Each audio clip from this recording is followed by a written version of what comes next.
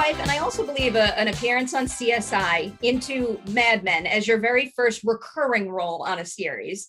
What was it like making that move? And, on the one hand, it was a hugely popular show, but also maybe not one that highlighted you and your character as much as it should have.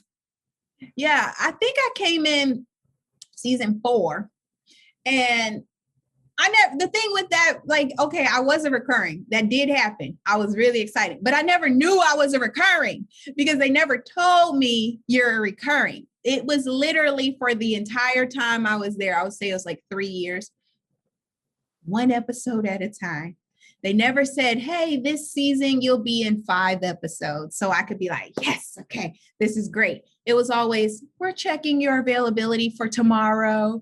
And I'm like, oh, okay, I didn't die.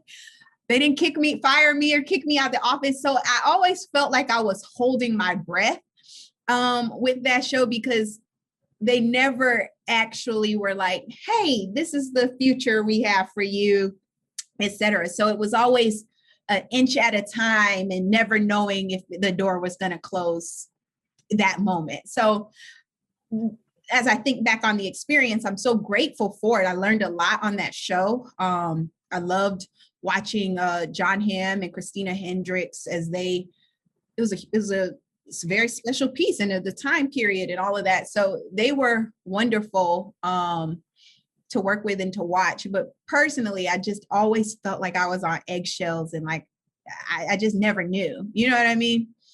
That's just it's surprising to hear given how many episodes I know you wound up doing. And, from my limited perspective with my TV math brain, I just, I equate that to a certain kind of involvement in a show. And it doesn't sound like it was presented to you in that way.